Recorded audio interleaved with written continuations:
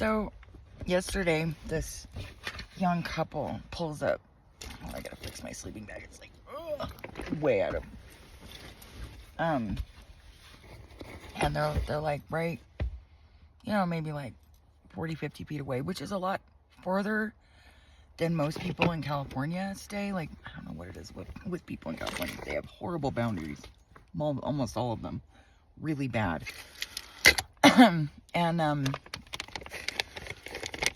But I'm annoyed, because it's in Bella's kind of like play area here, and there's plenty of space. But it was like getting to be sundown. It was like 5 o'clock. It was still very warm outside, but it was starting to get dark.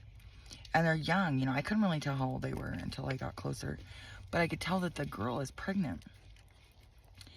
And I acted like a total asshole. I said, as a big favor to me, could you find somewhere else?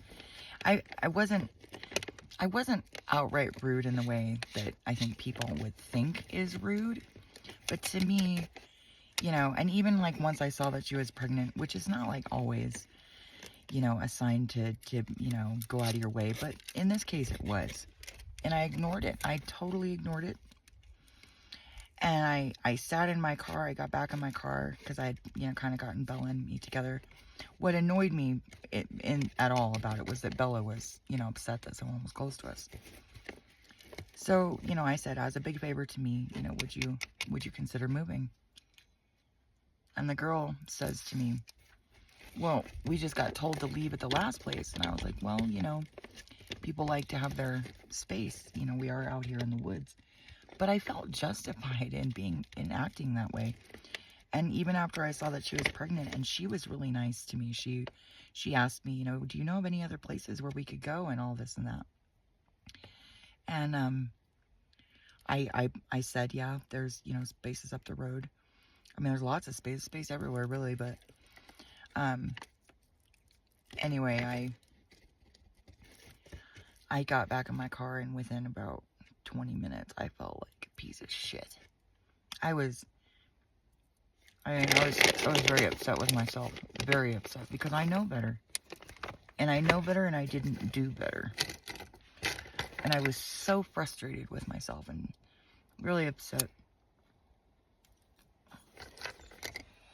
I mean, genuinely, like, pissed off at myself. Mad. Like, God wasn't mad at me, but I was mad. I was very disappointed in myself. I was very, I was just upset. I don't even know what else to say. I was just disappointed in myself. I wasn't really like that upset, but I was disappointed in how I had acted. So, I had some interesting prayers and, passed the night, and it was really cold. Really cold. Like, it got down to 30 degrees. It was really cold last night. And it's still cold this morning. And so I'm laying here. This morning I woke up at like 5 a.m. Like I usually wake up really early, but not always. But this morning I did. And I, prayed first thing. And I was, I was kind of revisiting the day before in that situation with those people stuck again. And, with that young couple. And I thought, what can I do to, fix this other than, ask forgiveness, like. And I kept asking the Lord, like, what can I do? And, he said, give them something, give her something. And, I said, what am I going to give them, Father? And he said, that cross that your mom gave you? Because I was running through, like, all these different things in my mind, what I could give, and, like, what would be, like, useful to her, and, that kind of thing. And the Lord said, no, I want you to give the cross. It's a semi-precious stone cross. It was real pretty. It is real pretty. My mother gave it to me. And I took it down off my rearview mirror, because I had it hanging up there.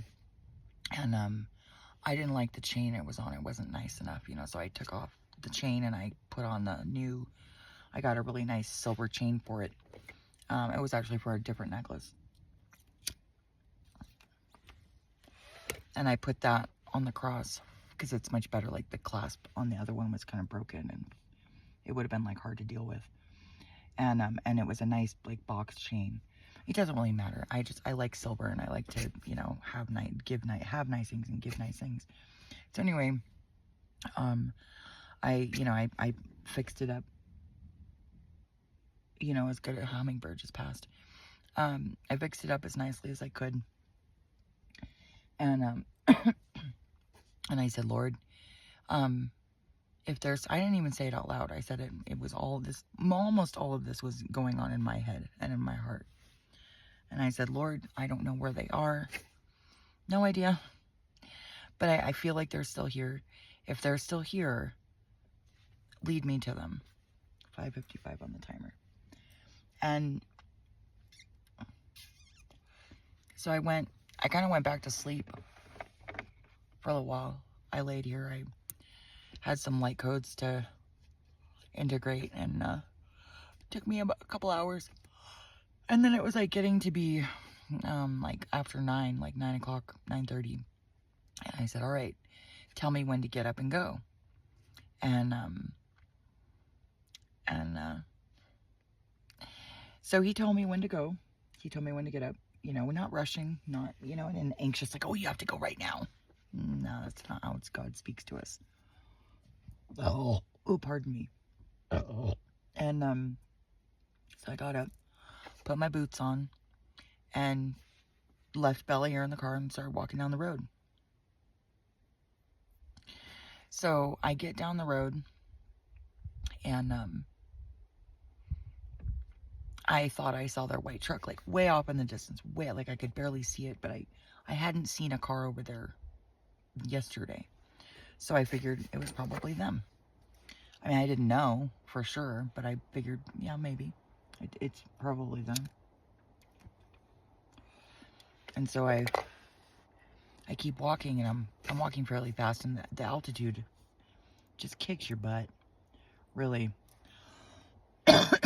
So I get closer down the road, and I see this white truck, and they're pulling out, like, to the road, and they pull out to the road, like, stop, like, right at the road, and then they're turning to go farther down the road, not to come towards me. And so I'm, like, waving my arms, not, like, frantically, but, you know, stop. And he rolls his window down and sticks his head out of the window, and I said, your girl's pregnant, right? Because I wanted to make sure it was the right people, because I couldn't see through the windows of, like, the reflection. I knew it was the right people, but still, you know, I just wanted to make sure. And he stopped his truck, and he said, yeah. And so I walked up to her window on the other side, and I took her hand. I said, I'm so sorry for yesterday, you know, that I didn't, like, welcome you, you know, and please forgive me. This is for you. And she shook my hand, and then I turned her hand over and placed the cross with the chain on it. And I said, my mother gave that to me. And they both said, are you sure? I said, I'm 100% sure. I want you to have it. I want you to have it. And they took it. And I walked back, and I felt so good. Like, and it was such a small thing to do, you know, especially, I mean, I wasn't trying to make up for anything. And, you know, they just drove away, and, you know, I you know, said blessings, and, but God is always right on time. That was a perfect example of divine timing right there. Because if I had gone any earlier, they might have been sleeping. If I had gone any later, I might have missed them. And God doesn't hurry us. He doesn't rush us. He doesn't cause anxiety. He doesn't motivate us through fear, ever. It was just a perfect example of divine timing. And, you know, people might say, oh, well, blah, blah, blah. Yeah, well, we're out in the middle of the fucking forest. There's nothing else guiding me. Nothing. I'm not even really paying attention to the clock at all. There's nothing else guiding me except the Lord himself. So, you know, if you're not trusting in divine timing, if you're finding it's hard, and I know how hard it is.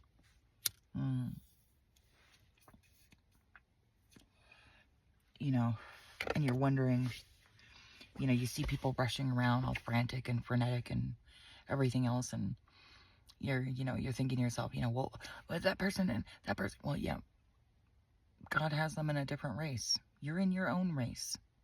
And God doesn't move us with anxiety. He doesn't move us with fear. He doesn't work that way. That's not how he works. And when you understand the character of God, you'll know how to hear his voice more clearly. And just when you listen, 10:20 on the timer, when you listen and you feel your way through it, because it's not always like a listening, like a voice in your mind. It's not always like that. Most of the time, God speaks in a very quiet, like gentle moving. It's not really a voice. Sometimes it is, but not always. Sometimes you really have to feel your way through it. And I know that can be really challenging for most people, because most people are completely shut down in their heart, completely shut down. And I understand that too. And I have no condemnation or judgment for it. I just simply hope, I pray for discernment for people to hear God's voice. I pray for people to be at peace, even my enemies. The people who made themselves my enemies. 11:11 on the timer. I pray for them to have discernment. I pray for them to have peace. Peace that surpasses all understanding, period. Like, they don't even understand why they're at peace, but they are. And I also pray for them to have perfect love with God, because it casts out all fear. And fear... Belle, come here. Come here, baby. Hey. It's okay. Now move. Now move. Hey. Come here. Don't you run from me, young lady. Belle. Belle. You beautiful. Stop. Yeah. Stop. Bella. Stop right there. Bella.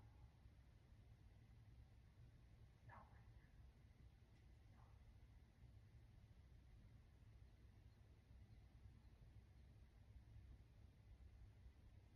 You're not in trouble. Unless you're running over.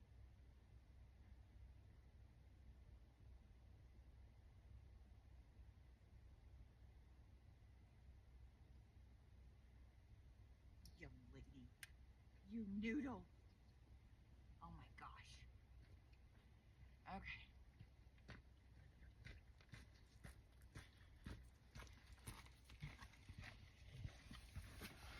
Oh. Okay. You're alright. I'm not mad at you. Okay, come with me.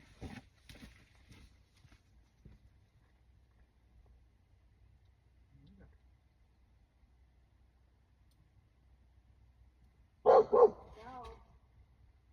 Stop.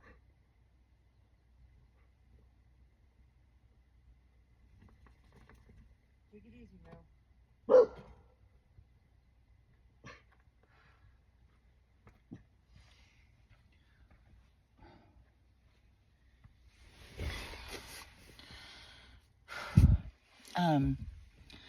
So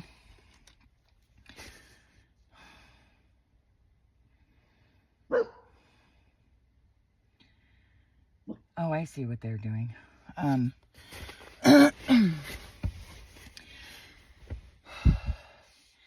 But I genuinely pray for those people. Because there's almost nothing worse than living in fear. And I mean that, because I've lived in fear. Fear of missing out, fear of not having enough, fear of not being enough, fear of fucking everything. And it sucks badly. Belle, stop, honey. Good job. Good job, boo. You did a good job. Belle.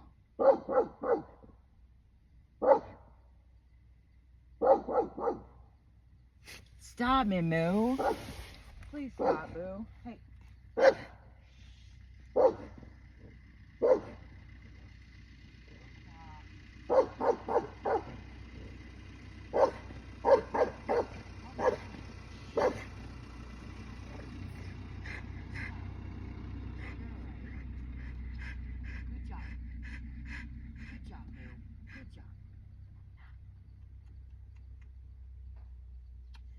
so much. You told him, Noodle. You told him. Look at him leaving, Moo. You're such a good dog. Living in fear sucks, like really bad. And it weakens you in ways that it's hard to imagine at first. And then you start to recognize it for what's, recognize what's actually happening. And the Australians have a saying that says, a life lived in fear is a life half lived. Ouch. Like, and who wants to half live their life? Yeah, I don't know anyone. I mean, that consciously wants to live that way? No. I think a lot of people do it unconsciously. But,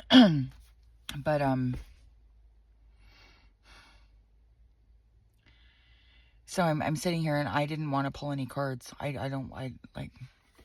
but I guess I'm supposed to do these ones, the Hero's Journey.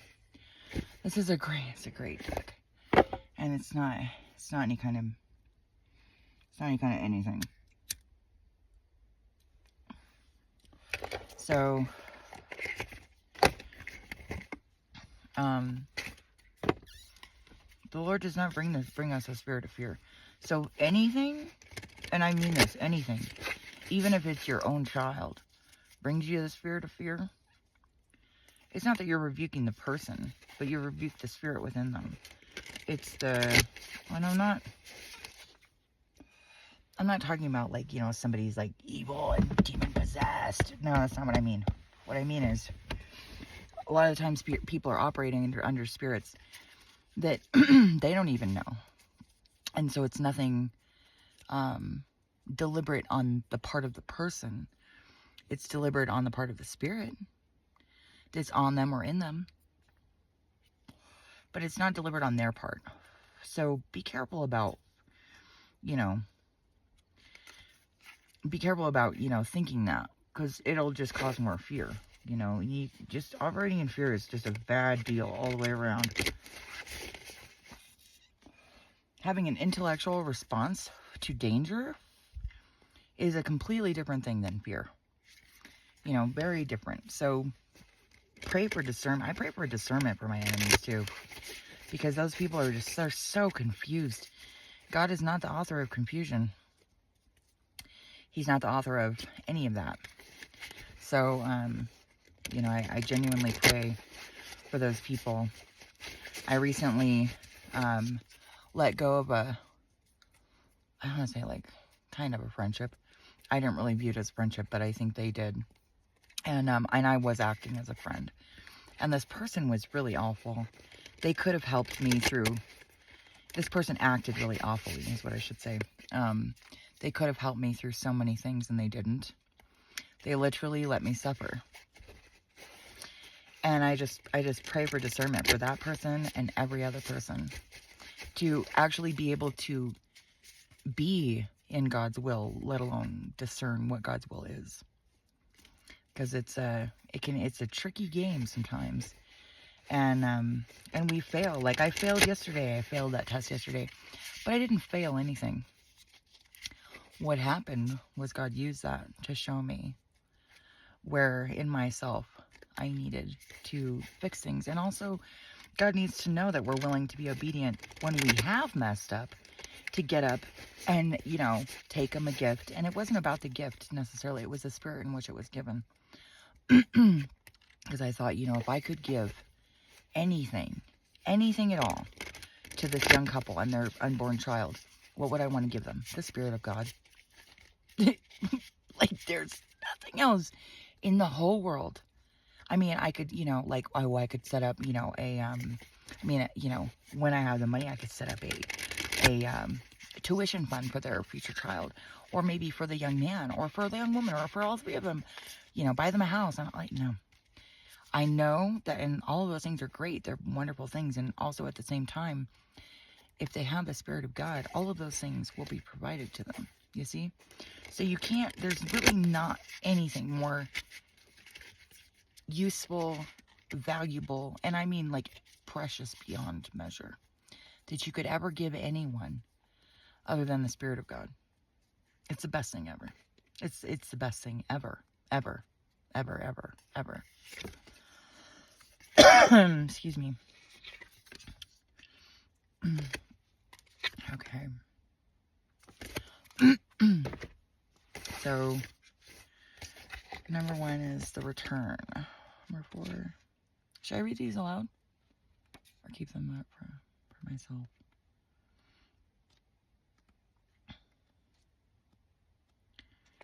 Okay, I'm supposed to keep these for myself.